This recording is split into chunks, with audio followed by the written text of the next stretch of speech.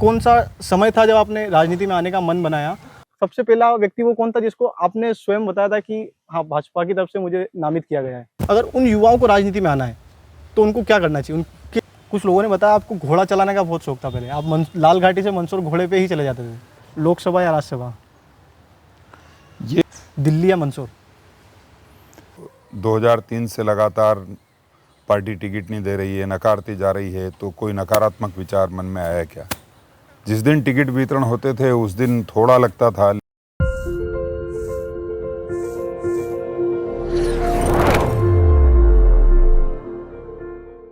नमस्कार, मैं हूं कार्तिक माछुप्रिया। स्वागत है आप सभी का क्या सोचता है देश का युवा पर।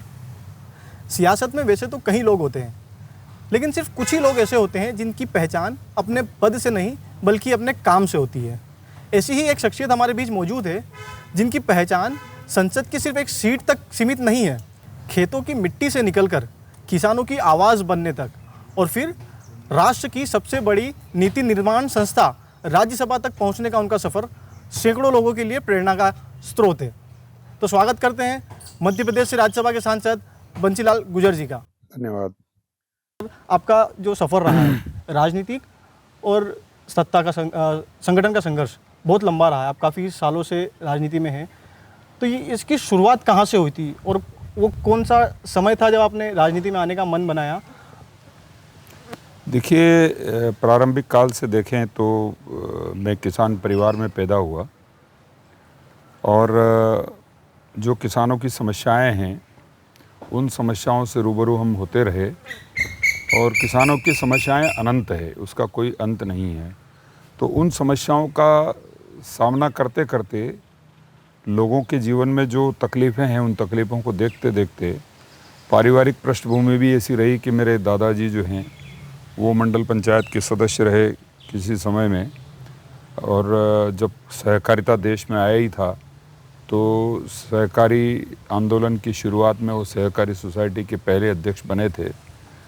तो जब मैंने उनको सार्वजनिक तौर पर लोगों की मदद करते हुए देखा और लोगों की समस्याओं को देखा तो मुझे लगा कि लोगों के जीवन में जितनी समस्याएं हैं उन समस्याओं को समाप्त करने के लिए लोगों की मदद करना चाहिए।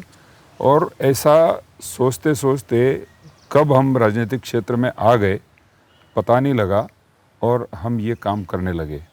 शुरुआती दौर पर मैं ग्राम पंचायत साबाखेड़ा का सरपंच का चुनाव लड़ा था 78 में, जब मैं बहुत कम उम्र का था, 18-19 साल का। उस समय मात्र 12-13 वोट से मैं हारा था, लेकिन पंच तो फिर भी मैं बना था। तो उस समय पंचायती राज के माध्यम से लोगों की समस्याओं का समाधान कैसे किया जाए, ग्रामीण विकास कैसे किया जाए, लोगों को उनके हक को दिलाने के लिए क्या क्या किया जाए, लोगों के मुद्दे क्या हैं, उन मुद्दों का समाधान कैसे किया जाए, ये सारे विचार मन में आते थे और उन विचारों को लेकर के मुद्दों के समाधान के लिए हमने काम करना प्रारंभ किया था। तब से राजनीतिक क्षेत्र में जाने अनजाने में वो काम करते करते हम आगे बढ़े। तो मन में ऐसा ख्याल था आपका, क्योंकि आपने बताया कि आपके परिवार से भी थे, तो मन में ऐसा ख्याल था शुरुआत से ही कि मुझे राजनीति में ही जाना है, या फिर मन में कुछ और ख्याल थे और राजनीति में आना? देखिए, शुरुआती दौर में जब मैं हायर सेकेंडरी में पढ़ रहा था, मैंने उत्कृष्ट से हायर सेकेंडरी उत्तीर्ण की, तो उस समय मैंने सीड प्रोडक्शन के क्षेत्र में भी, चूँकि हम किसान हैं तो किसानी पृष्ठभूमि होने के कारण खेती में अच्छा क्या किया जा सकता है, खेती को प्रोग्रेसिव तरीके से कैसे किया जा सकता है, उसके लिए मैंने सीड प्रोडक्शन NSC का प्रोग्राम लेकर के और सीड प्रोडक्शन का काम प्रारंभ किया था। और वो करते करते फिर राजनीतिक क्षेत्र में काम करने लगे। 78 में इलेक्शन लड़े और बाद में लोगों की जो समस्याएं थी उन समस्याओं को देख करके राजनीतिक क्षेत्र में लगा मुझे कि यहाँ लोगों की मदद करने की आवश्यकता है और लोगों की मदद करना है, इसलिए उनकी मदद करते करते इस फील्ड में आ गए। लोगों की अनंत समस्याएं उस समय थी। हमने देखा है कि लोग राशन लेने के लिए लाइन में खड़े हैं, हमने देखा है कि लोग शक्कर लेने के लिए लाइन में खड़े हैं, हमने देखा कि लोग घासलेट लेने के लिए लाइन में खड़े हैं, लोगों को कपड़ा तक लाइन में खड़े होकर के और लेना पड़ता था। इतनी विषम परिस्थितियां लोगों का जीवन जीने की थी, तो उन लोगों का जीवन सरल कैसे हो, कैसे उनके जीवन में खुशियां आए, इसके लिए मैं क्या कर सकता हूं, ये करते करते राजनीतिक क्षेत्र में आ गए। और जब आए तो निश्चित तौर पर परिवार हमारा जो है वो जनसंघ से जुड़ा हुआ था, दादाजी, पिताजी सब लोग जनसंघ से जुड़े हुए थे। तो 77 में जनता पार्टी बनी और 80 में भारतीय जनता पार्टी बनी। तो जब से भारतीय जनता पार्टी 80 में बनी थी, तब से मैं उसके प्रारंभिक सदस्य के रूप में मैंने काम करना प्रारंभ किया और इस राजनीतिक क्षेत्र में इस तरह से आ गए। एक और बीजेपी के पहले सरपंच शायद आप ही थे मंदसौर जिले में। नहीं, ऐसा तो नहीं है, बहुत लोग थे। 83 में तो मैं सरपंच बना था, लेकिन घोषित रूप से बहुत कम लोग बीजेपी के साथ थे, उनमें से एक मैं भी था। जी, तो आप जैसे सरपंच बने, सरपंच के बाद आप संगठन के विभिन्न पदों पे रहे, जिला अध्यक्ष रहे, फिर किसान मोर्चा के अध्यक्ष रहे, प्रदेश महामंत्री बने और राष्ट्रीय उपाध्यक्ष अभी आप किसान मोर्चा के हैं। तो आपका जो संघर्ष था वो लंबा रहा, मतलब संगठन में आपको निरंतर पद मिलते रहे, लेकिन 2008 से लेकर 2023 तक मैं स्वयं आपका नाम कभी विधानसभा में सुनता आया हूँ, कभी लोकसभा के लिए सुनता आया हूँ। तो 2024 में आकर आपको राज्यसभा के लिए नामित किया गया। तो ये जो संघर्ष था, कभी मन में ऐसा रहा कि यार मतलब पार्टी हमें नहीं दे पा रही, इतना संघर्ष हम करते आ रहे हैं, मन में कभी ऐसा कुछ आया था पार्टी के लिए?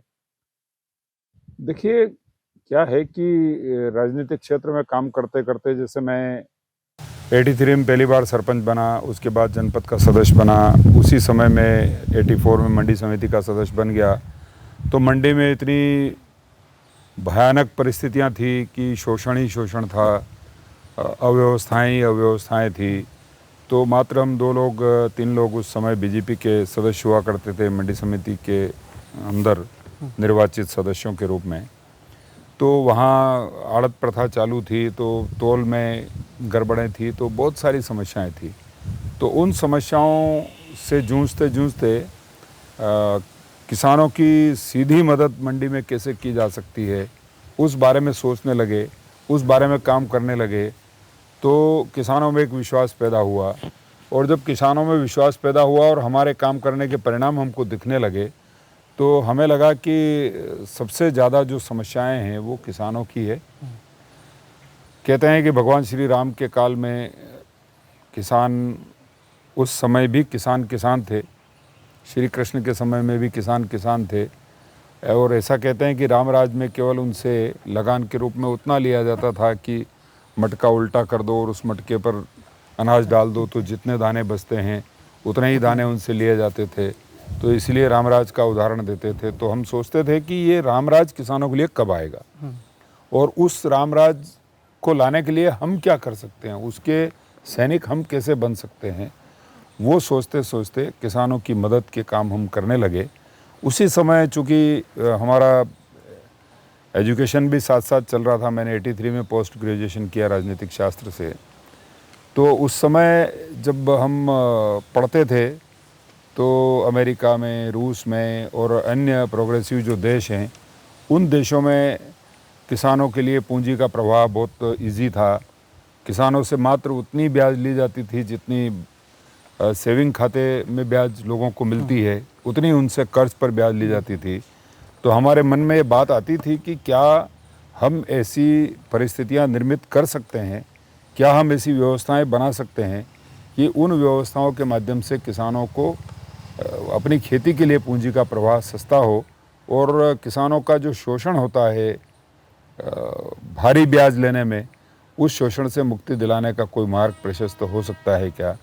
सहकारिता उस समय एक माध्यम था, लेकिन सहकारिता में भी 16 से 18% की ब्याज दरें थी। तो ऐसा लगता था कि ये भी दूसरे नंबर पर हैं, पहले नंबर पर साहूकार हैं, तो दूसरे नंबर पर कोऑपरेटिव है, तो दूसरे नंबर पर बैंकें हैं। तो बैंकों की पूंजी का प्रवाह किसानों के लिए सस्ता कैसे हो, सरल कैसे हो और सुगम कैसे हो, इसके लिए जब विचार करते थे तो हमारे मन में विचार आता था कि जिस संस्था के साथ, भारतीय जनता पार्टी के साथ हम जुड़े हैं और जुड़ कर के काम कर रहे हैं, कभी उसकी सरकार बनेगी तो हम सरकार के समक्ष पक्ष रखेंगे कि भाई किसानों के लिए भी पूंजी का प्रवाह सुलभ किया जाए और किसानों को सस्ती ब्याज दरों पर कैसे कर्ज मिल सकता है उसके लिए प्रयास किए जाएं। मुझे प्रसन्नता है कि उस समय पटवा जी की सरकार बनी और हमने पटवा जी के सामने भी रखा था कि भाई किसानों पर कर्ज बहुत है, तो उन्होंने पहली बार कर्ज माफ़ी जैसी योजना को स्वीकृत किया था और उस माध्यम से किसानों के 10,000 रुपये तक के कर्ज माफ़ हुए थे।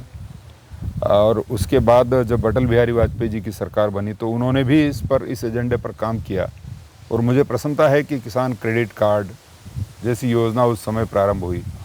तो हमें लगा कि हमारे विचारों के अनुरूप जो मुद्दे हमारे मन में हैं और जो मुद्दे किसानों के मुद्दे हैं, उन मुद्दों पर भारतीय जनता पार्टी काम करती है, तो उन मुद्दों को लेकर के हम आगे बढ़ते रहे।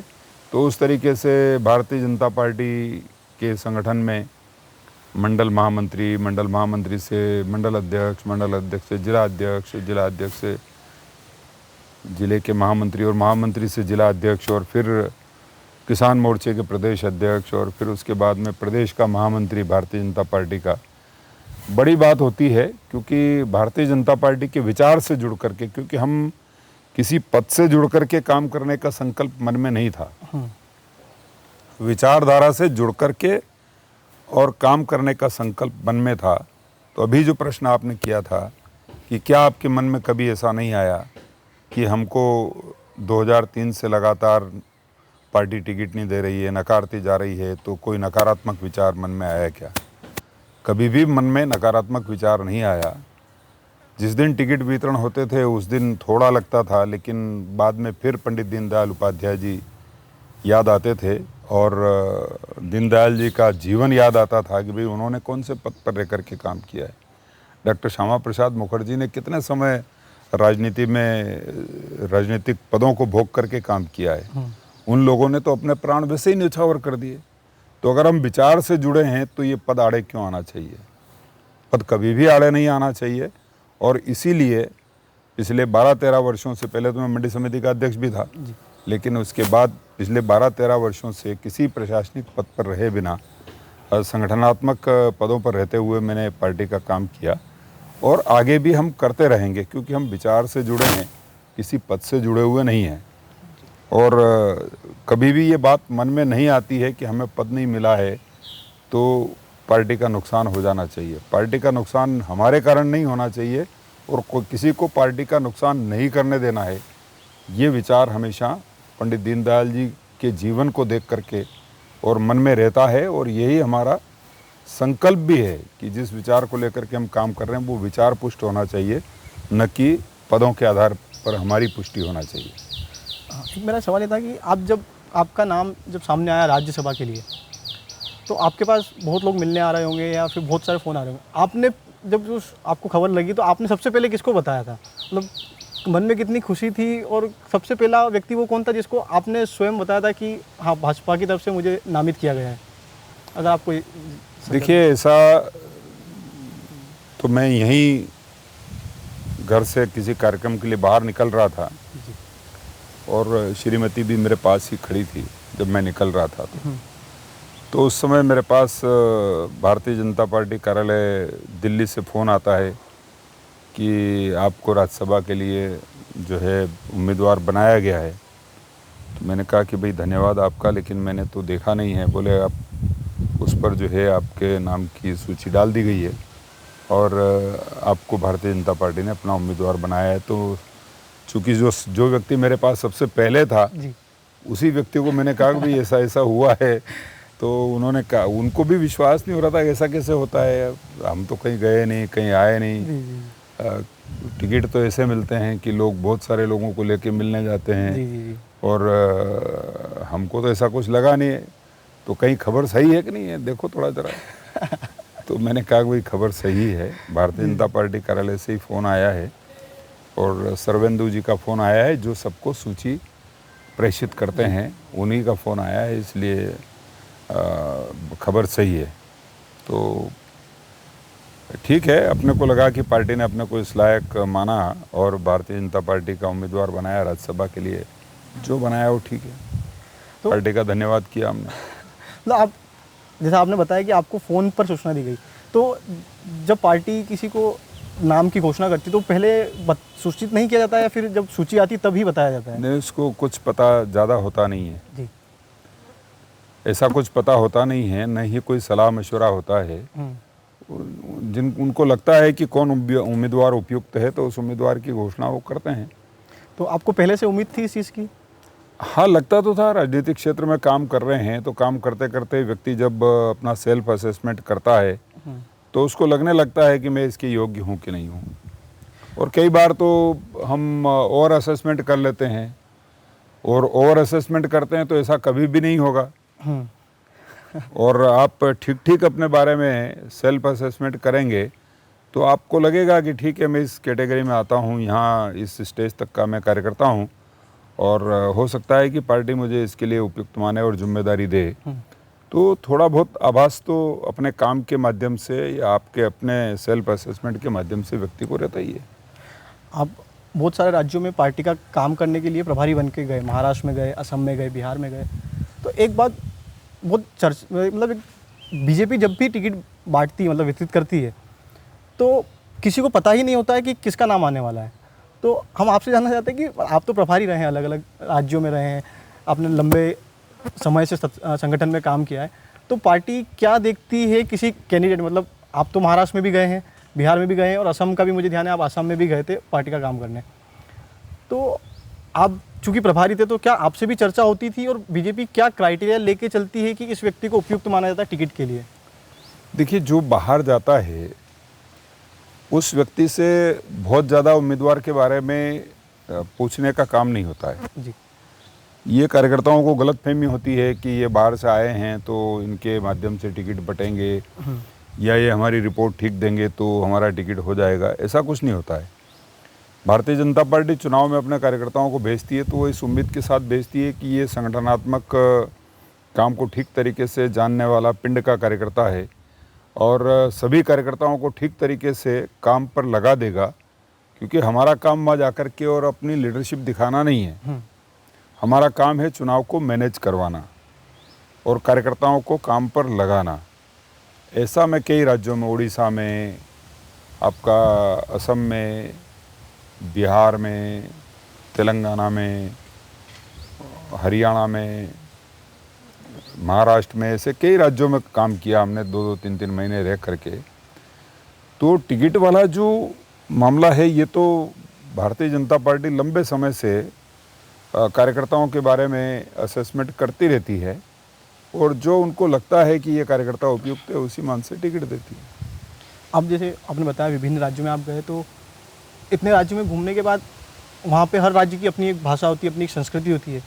तो आपने किसी राज्य की मतलब ऐसी भाषा सीखने का आपको मौका मिला या फिर सीखे हो? जैसे अभी हाल में आप बिहार और महाराष्ट्र थे, तो क्योंकि महाराष्ट्र में ये सवाल मैं इसलिए पूछ रहा हूँ क्योंकि महाराष्ट्र में भाषा को लेकर भी कुछ दिनों पूर्व बहुत सारी घटनाएं हुई थी, जिसमें मराठी न आने की वजह से कुछ अन्य राज्य से आने वाले लोगों के साथ हिंसा हुई थी, मतलब कुछ लोगों को मारा गया। तो क्या आपको कभी ऐसा महसूस हुआ अन्य राज्यों में जाने के बाद कि मैं एक हिंदी बेल्ट से आया हूँ, उड़ीसा में उड़िया है, महाराष्ट्र में मराठी है, तो आपने कभी ऐसा महसूस किया कि जाति भाषा को लेकर इस तरह से कोई विभाजन है या फिर कुछ गलत होता है? देखिए, ऐसा है कि जो स्थानीय भाषाएं हैं, स्थानीय भाषाओं के प्रति सभी लोगों का अपनी अपनी भाषा के प्रति समर्पण और प्रेम रहता है, लेकिन उसके साथ ही देश के अधिकांश लोग इस बात को जानते हैं कि हम भारतीय हैं और किसी राज्य विशेष की भाषा अकेले से काम नहीं चलेगा, और पूरे देश में जो भाषाएं समझी जाती है, जो भाषाएं बोली जाती है, जो भाषाएं जो है काम में आती है, उन भाषाओं का होना ज़रूरी है। तो इसी तरीके से अंग्रेजी लगभग सभी राज्यों में लोगों में बोली जाती है, समझी जाती है। हिंदी भी कुछ राज्यों को, 2-3 राज्यों को छोड़ दें तो पूरे देश में लगभग लोग हिंदी समझते हैं, हिंदी बोलते भी हैं। तो हमारा काम यह भी है कि किसी भाषाई विवाद के कारण या क्षेत्रीय विवाद के कारण भारत की एकता और अखंडता को कोई क्षति ना पहुंचे, क्योंकि डॉक्टर श्यामा प्रसाद मुखर्जी ने तो अपना बलिदान राष्ट्रीय एकता, अखंडता और एकात्मता के लिए ही दिया है। तो उसके कारण किसी को हमारे कारण या किसी अन्य के कारण इस तरह का भाव मन में ना आए और कोई क्षेत्रीय वाद हमारे देश में ना पनपे। हम भारतीय सब एक हैं और एक होकर के भारत को आगे बढ़ाने के लिए काम करेंगे, ये भाव मन में रहना चाहिए। और कोशिश भी यही करते हैं, हम भी जाते हैं तो, और बाकी लोग भी ऐसे।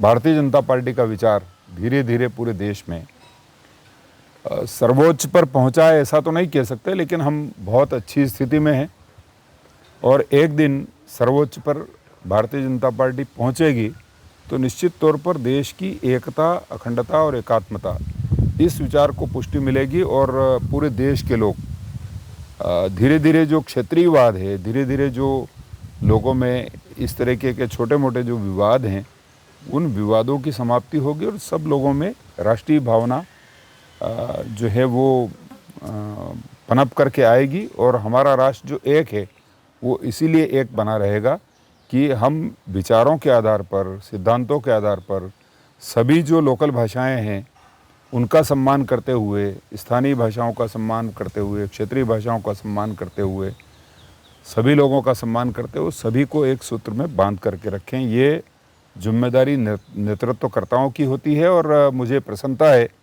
कि मेरी पार्टी का जो नेतृत्व है माननीय नरेंद्र मोदी जी, वो देश के सभी वर्गों को बहुत बेहतरीन तरीके से उनके बीच में विश्वास पैदा करके देश की एकता के लिए, एकात्मता के लिए और अखंडता के लिए काम कर रहे हैं। उन पर हमें गर्व है और निश्चित ही उनके नेतृत्व में भारत एक विकसित राष्ट्र बनेगा, ऐसा मैं सोचता हूँ। तो आपने कुछ भाषाएं सीखी, जैसे हिंदी के अलावा जो स्थानीय भाषाएं, जब आप किसी राज्य में जाते हो तो आप सीखे हैं कुछ भाषाएं? ये थोड़ा थोड़ा ध्यान में आता है कि जैसे महाराष्ट्र में रहे तो मराठी के बहुत सारे वर्ड हमारी मालवी से मिलते हैं, गुजरात में रहे तो गुजराती के बहुत सारे वर्ड मालवी से मिलते हैं। तो एक आध 2 महीने में जो लोग बोलते हैं वो तो समझ में आ जाती है, लेकिन पूरी आपका एक्सप्रेशन बोलने में नहीं हो पाता है। समझने में हो सकता है लेकिन बोलने में नहीं हो पाता है। अब ऐसी कोशिश करते हैं और उसके बीच ही चुनाव निपट जाता तो वापस अपने क्षेत्र को चले आते, इसलिए कठिन है थोड़ा सा जी। तो इसके अलावा भी आप चुनाव बताया आपने, चुनाव के बाद अभी जो दतिया में उपचुनाव हो रहा है मध्य प्रदेश के दतिया में ही, तो पार्टी को, बीजेपी को शुरुआत से ये सवाल था कि पार्टी बहुत अनुशासित पार्टी रही है और अभी टिकट वितरण के बाद जो घटनाक्रम दतिया में बीता, उसको लेकर आपका क्या कहना है? देखिए, बहुत अच्छा मैं इसमें मानता हूं कि नरोत्तम मिश्रा जी ने, उनको टिकट पार्टी ने नहीं दिया। कार्यकर्ता थोड़े उद्वेलित हुए, लेकिन उन कार्यकर्ताओं को एक दिन में ही जिनके कारण हो रहा था उस व्यक्ति ने बहुत अच्छे से संभाल करके और पार्टी के अनुशासन का परिचय दिया है। इसके लिए मैं आदरणीय नरोत्तम मिश्रा जी को धन्यवाद देता हूं और उनसे सीखने की बात है कि उन्होंने किस तरीके से एकदम से, जब कार्यकर्ता इतने उद्वेलित हैं उसके बाद उन्होंने जिस तरीके से उनको संभाला और ये कहा कि मैं भारतीय जनता पार्टी में पैदा हुआ हूँ, भारतीय जनता पार्टी में ही मरूंगा और पार्टी ने जो निर्णय किया वो मुझे शिरोधार्य है। तो ये सिखाता है कि हम संगठन और संगठन के अनुशासन को माने। एक और मेरे को ये पूछना था कि मोदी जी अक्सर कहते हैं कि मुझे राजनीति में 100 युवाओं को लेके आना था। उनका एक सपना है कि मेरे समय तक ही मैं 100 ऐसे युवाओं को राजनीति में लाना चाह रहा हूँ जिनकी पारिवारिक पृष्ठभूमि राजनीति से नहीं रही है। तो आज अगर हम उनकी बात को माने तो आपको क्या लगता है युवाओं को ऐसा क्या करना चाहिए जिनकी पारिवारिक पृष्ठभूमि राजनीति से नहीं रही हो या किसी बड़े परिवार से ना आते हो, अगर उन युवाओं को राजनीति में आना है तो उनको क्या करना चाहिए? उनके लिए आपकी क्या सीख है? देखिए, उनको राजनीतिक क्षेत्र में अगर जाना है तो संकल्प पहले करना पड़ेगा कि संकल्प क्या है। अगर राजनीतिक क्षेत्र में केवल पद पाने के लिए जा रहे हैं तो ज़्यादा दिन सफल नहीं हो सकते। संकल्प ये होगा कि विकसित भारत का मुझे एक कार्यकर्ता बनना है और विकसित भारत की दिशा में मुझे काम करना है। तो वैसे कार्यकर्ता उन विचारों से जुड़ करके और काम करेंगे तो उनकी प्रतिभा के अनुरूप उन्हें सम्मान भी मिलेगा और उनकी प्रतिभा के अनुरूप उनको काम भी मिलेगा। और मोदी जी 100 क्या 1000 लोगों को लेकर के आएंगे। राज्यसभा में एक सवाल उठाया था, जो आवारा पशु होते हैं, नीलगाय, जंगली सूअर, और इनको लेकर आपने एक राज्यसभा में सवाल किया था। तो क्या इसका स्थायी उपाय हो सकता है, मतलब कि जैसे आपने सवाल भी किया था कि नीलगाय और जंगली सुअर फसलों को बर्बाद कर देते हैं, किसानों की लंबी मेहनत रहती है, तो इसका स्थायी उपाय क्या होना चाहिए? मतलब इसका स्थायी देखिए, तौर पे मैं इसमें कार्तिक कहना चाहता हूँ कि किसानों की जो समस्याएं हैं वो अनंत हैं और खेती जो है वो बड़ा कठिन धंधा है। जी।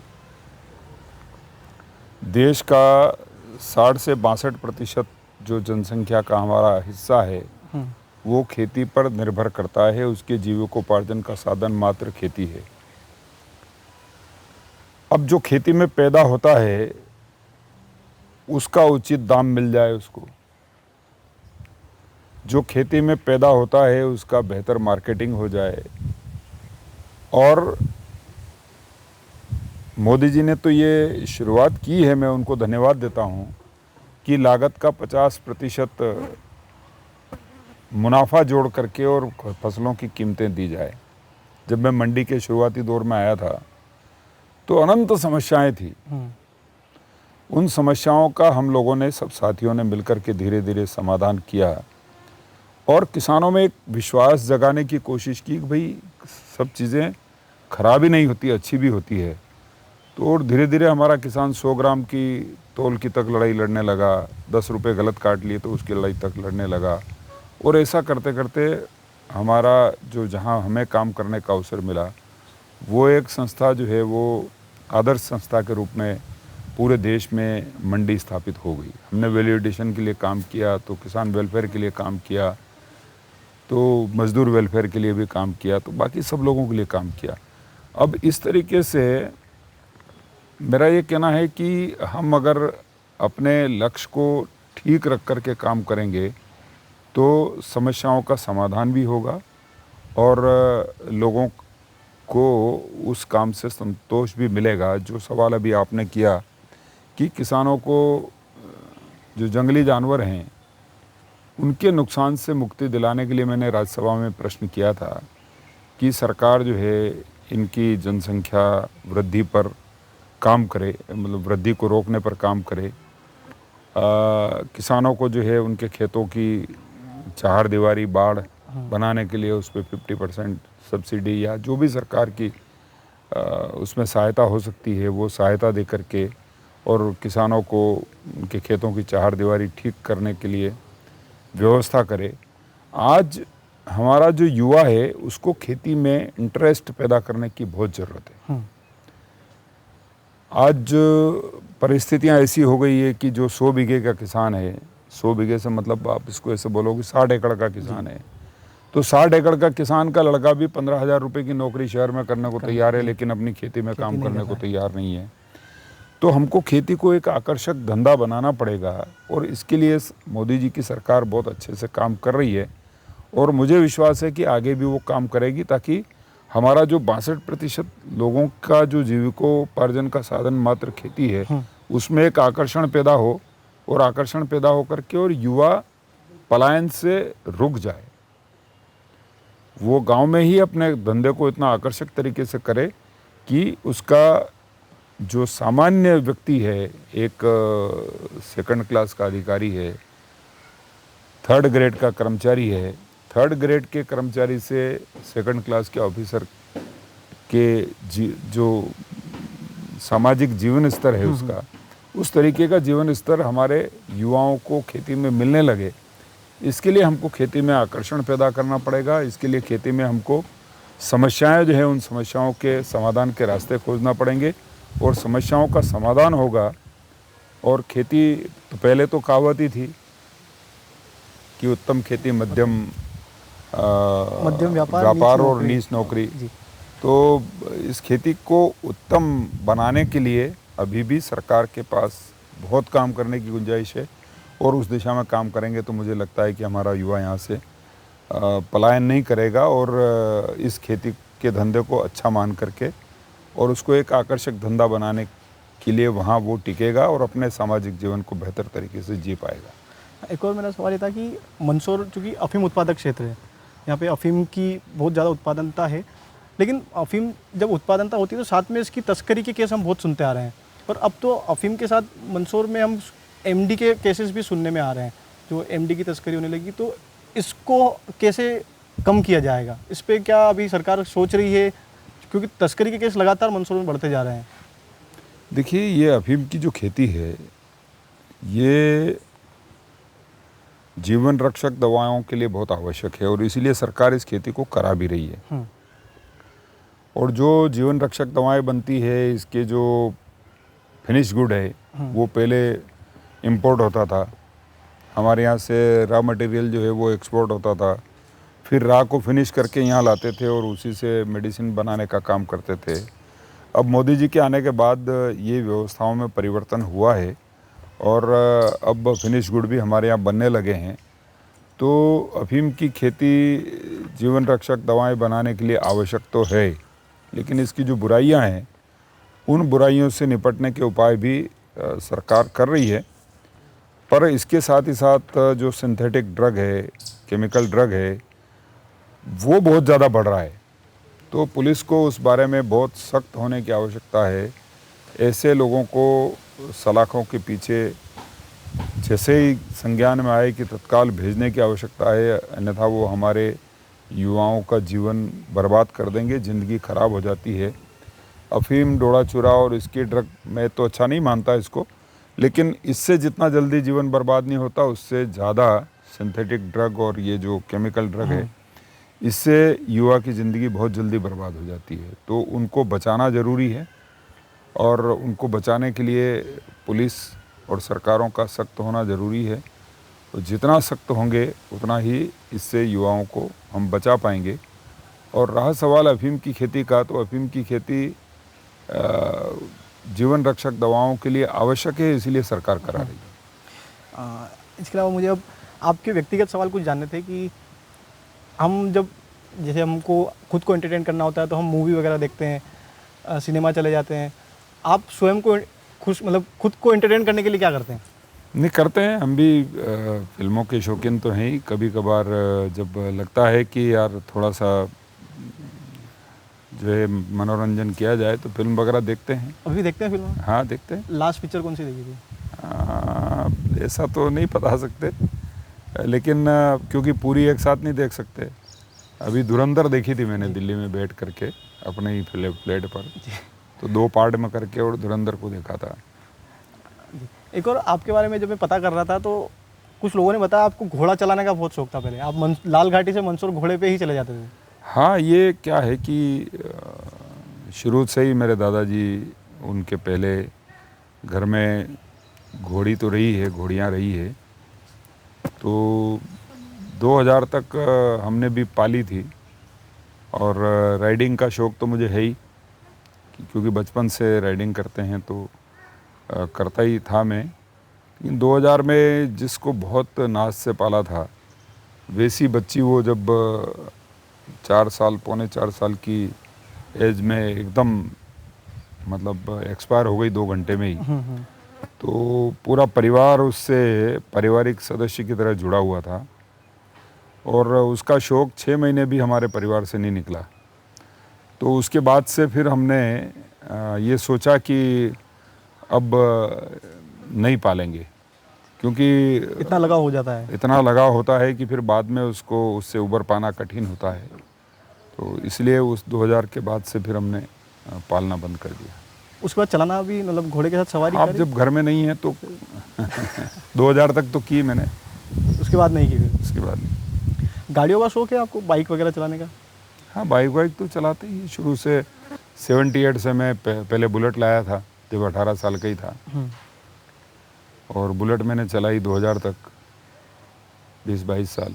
बुलेट, वही बुलेट जो उस टाइम खरीदी थी? हाँ, और उसके बाद फिर दूसरी गाड़ियाँ आ गई थी जो ज़्यादा फ्यूल नहीं खाती है वैसी, तो वो चलाते थे। फिर 4 व्हीलर पे आ गए तो 4 व्हीलर चल रही। इसके अलावा ऐसा कुछ नहीं है कि यही गाड़ी होगी तो काम चलेगा। काम चलाओ, जो भी गाड़ी होगी चलेगी। जी। तो जैसे आपको भी समय मिलता है, जैसे आप कृषि से काफ़ी लंबे समय से जुड़े हैं और अभी भी आपको मौका मिलता है तो कृषि? मैं रोज़ यहाँ रहूँ ना रहूँ, खेती से जुड़ा रहता हूँ। मुझे पता रहता है कि आज मेरे खेत पे कहाँ, कौन से खेत पे क्या हो रहा है। पूरी निगरानी रखते हैं आप? लाइव में जुड़ा रहता हूँ। और बहुत माँ की तरह प्यार भी खेती से मिलता है और माँ की तरह हम सेवा भी धरती माता की करते हैं, इसलिए वो पक्का जुड़ाव है। जब यहाँ रहता हूँ तो घंटे 2 घंटे धरती माता को देते ही हैं हम, और हमारा तो जीविकोपार्जन का साधन ही खेती है, उसके अलावा कोई दूसरा विशेष धंधा नहीं है हमारे पास। तो वो भी है, और दूसरा बाप दादाओं की दी हुई भी है, तो हमारे द्वारा बढ़ाई हुई भी है। तो हम बहुत अच्छे से धरती माता की सेवा करने की कोशिश करते हैं, और धरती माता भी हमारा पोषण अच्छे तरीके से करती है। आपको खाने में क्या पसंद है? मंदसौर का स्थायी अगर कोई खाना हो या स्ट्रीट फूड खाना हो मंदसौर का कोई, तो आपको उसमें क्या ज़्यादा पसंद आता है? मतलब बहुत सारी चीज़ें मिलती हैं मंदसौर में, तो आपको क्या पसंद है कि कभी मन देखिए, हुआ तो घर के खाने में उड़द की दाल, जी, भरवा बैंगन, भरवा करेला, खीर। बाहर का बाहर का भी बहुत सारी चीज़ें मिलती। मंदसौर की काफ़ी प्रसिद्ध है, जब मुनीम जी की दुकान हो गई, गुप्ता जी की दुकान हो गई, इस तरह का कुछ वैसा कुछ भी पसंद नहीं है। घर का ही खाते हैं आप? जब कभी मित्रों के साथ होते हैं तो थोड़ा बहुत कर लेते हैं, लेकिन यही जो परंपरागत चीज़ें हैं, माँ के हाथ की बनी हुई उड़द की दाल बिना बघारी हुई, आज भी याद आती है। बिना मसाले की? बिना मसाले की, बिना बघारी हुई, बिना तेल की। बिना तेल की। बैंगन का भरता बिना किसी तेल के जी। और अफीम की भाजी, प्याज और लहसुन, अफीम की सूखी भाजी, अफीम की मेथी की सूखी भाजी, ये अपनी पसंद की चीज़ें हैं। और इसमें देखिए, ना तो कोई तेल है, ना कोई फैट है, ना कुछ है, बस यही आनंददायक होता है। और छोटा मोटा बीच में कुछ पनीर वनीर खाने का शौक़ लगा था, लेकिन अब पनीर और दूध उत्पादों से डर लगने लगा है, क्योंकि हमारे देश में दूध उत्पादनों में इतनी मिलावट हो रही है कि देश का, पूरे नागरिकों का स्वास्थ्य खराब करने का काम मिलावटी लोग कर रहे हैं। तो हमने, चूँकि मैं कृषि, पशुपालन और डेयरी कमेटी में हूँ, तो हमने इस इशू को पिछले साल 1.5 साल पहले उठाया था। तो एडल्ट्रेशन जितना भी है उस पर सख्ती से जो है काम किया जाए और उसको बंद किया जाए।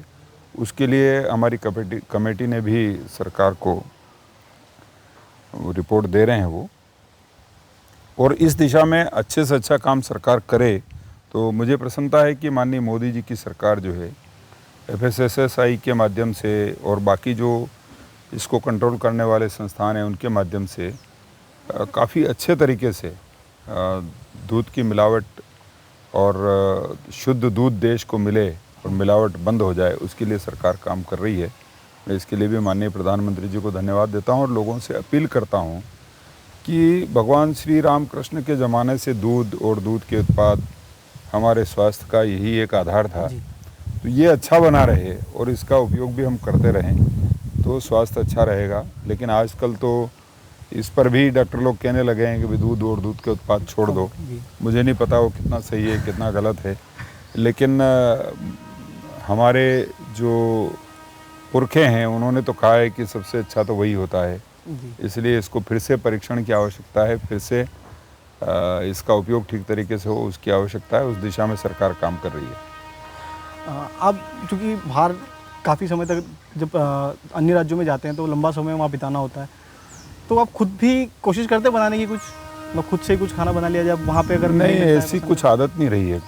नहीं, मैं बता सकता हूँ कि ये ऐसे बनेगा कोशिश नहीं की। ठीक है, अब मैं कुछ आपको अंत में 2 शब्द दूंगा, मतलब 2 शब्द रहेंगे, उसमें से आपको एक सिलेक्ट करना है। अगर आप चाहें कि इसका जवाब नहीं देना तो आप मना भी कर सकते हैं। सत्ता या संगठन? सत्ता और संगठन दोनों एक दूसरे के पूरक हैं। संगठन के बिना सत्ता नहीं है, और सत्ता जो है वो सेवा का माध्यम है। दिल्ली या मंदसौर? मंदसौर के मार्फत ही दिल्ली है। पक्ष या विपक्ष? देखिए, पक्ष हमेशा कर्ता धर्ता होता है, और पक्ष विपक्ष का जो फल देने वाली है वो जनता है। तो जनता ही देश की सिरमौर है, जनता को अगर आप अच्छी सेवा करेंगे तो हमेशा पक्ष में रहेंगे। लोकसभा या राज्यसभा? ये पार्टी का निर्णय होता है। इसमें जो कार्यकर्ता जहां उपयुक्त लगता है पार्टी उसकी जिम्मेदारी देती है, जो जिम्मेदारी दे उसमें कोई फ़र्क नहीं पड़ता है। तो अब लास्ट में बस मैं यही पूछना चाहूँगा, आपके साथ जो हमारी चर्चा रही ये आपको कैसी लगी? और सच बताना बिल्कुल, अगर अच्छी लगी है तो आप बोलना बताइएगा अच्छी लगी है, नहीं लगी तो आप वो भी बता सकते अच्छी नहीं लगी सामने वाले कैमरे में देख के। देखिए, ये मैं नहीं बता सकता। आपकी चर्चा को जो हमारे जनता जनार्दन है वो देखेगी और वो निर्णय करेगी कि ये चर्चा कैसी रही है, और उसमें जनता के निर्णय के साथ हम होंगे। आपको क्या लगा इतनी अपन ने जब कुछ देर नहीं, बाद अच्छा है कि आप एक अच्छी कोशिश कर रहे हैं कि देश के युवाओं को दिशा मिले। उसके लिए जो हमारे जनप्रतिनिधि हैं, नेतृत्वकर्ता लोग हैं, उनके साथ आप चर्चा करके और एक सकारात्मक दिशा तय हो, उसके लिए आप काम कर रहे हैं, इसलिए अच्छा प्रयास है आपका। समय देने के लिए आपका बहुत बहुत धन्यवाद। आगे भी इसी तरह के पॉडकास्ट अगर आप देखना चाहते हैं तो हमारे फेसबुक और यूट्यूब चैनल को ज़रूर सब्सक्राइब करें। बाकी बने रहिए हमारे साथ, देखते रहिए हमारा शो क्या सोचता है देश का युवा। धन्यवाद।